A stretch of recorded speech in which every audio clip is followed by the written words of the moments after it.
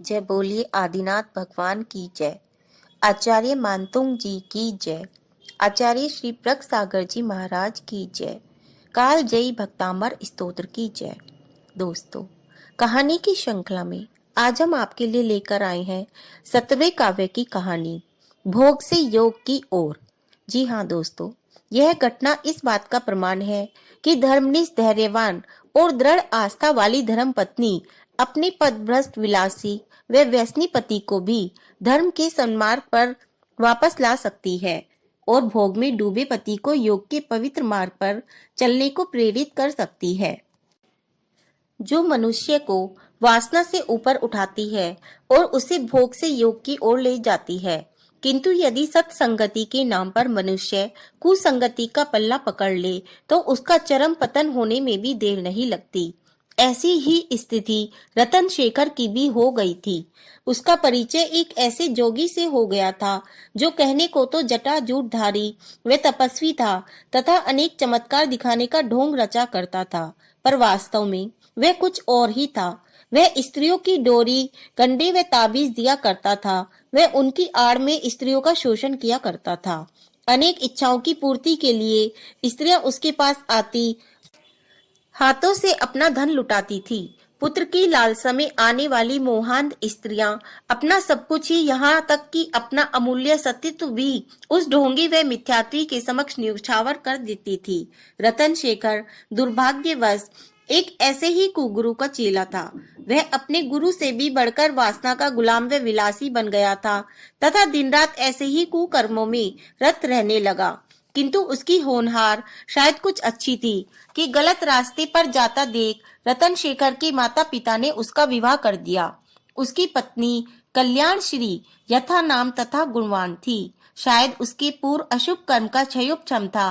अतः भाग्य ने रतन शेखर की वासना में बेहोश आत्मा को होश में लाने के लिए ही उसे कल्याण श्री का सत्संग करा दिया था। वह जैन कुल में उत्पन्न सदाचारणी, धर्मात्मा व विदुषी महिला थी। वह प्रतिदिन परम दिगंबर मुनिराजों को आहार दान देती थी एवं उनकी निस्वार्थ भक्ति किया करती थी। मुनिराज द्वारा बताए महाप्रभावक श्री भक्तांबर जी का रिद्धि व मंत्र सहित पाठ करना उसकी दैनिक चर्या थी।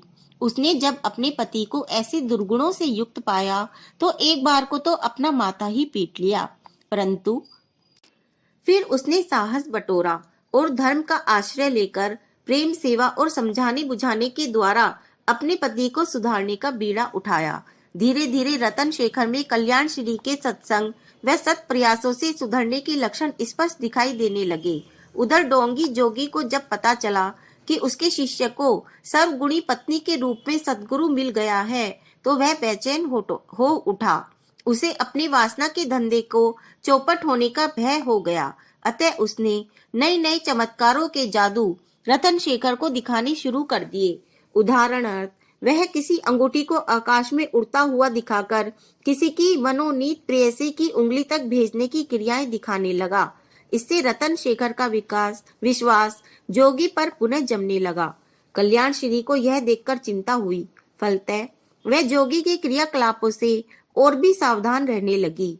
इस प्रकार से अब जोगी की कुसंगति और कल्याण श्री की सत्संगति के बीच द्वंद्व सा छिड़ गया था, जबकि इसके केंद्र बिंदु थे रतन शेखर।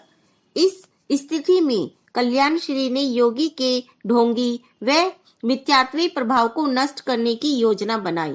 एक दिन कल्याण श्री ने रतन शेखर से कहकर जोगी को अपने घर पर भोजन के लिए आमंत्रण भिजवाया।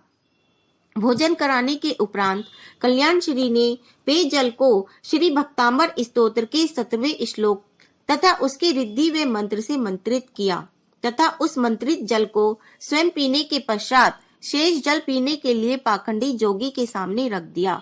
जोगी जल पीकर भोजन समाप्त कर ही रहा था कि जिन शासन की भक्त गांधारी नाम की दिव्य देवी आकर सामने खड़ी हो गई।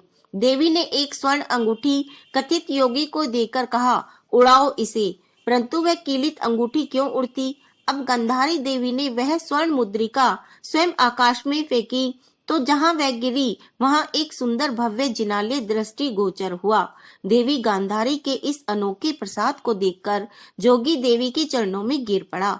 उसने देवी से क्षमा मांगी तथा दूसरों को अपने चंगुल में फंसाने वाली धूर्त विद्या का परित्याग कर वह जिन भक्त बन गया। अपने गुरु जोगी की यह अवस्था देखकर रतन शेखर भी अपनी पत्नी के समक्ष बड़ा लज्जित हुआ। उसने जिनालय में जाकर अपने अपराधों को प्रतिक्रमण कर शेष जीवन सत्संगति में बिताने की प्रतिज्ञा की। सही मायनों में अब पत्नी की सत्संगति से रतन शेखर भोग को छोड़कर योग के रास्ते पर चल पड़ा था। नगरवासी भी जिन भक्त बनकर सुख शांति का जीवन यापन करने लगे। तो दोस्तों, ये है भक्तांबर स्तोत्र की महिमा जो मिथ्यात्व से सम्यक्त की ओर ले जाती है। इन्हीं भावनाओं के साथ जय जिनेंद्र।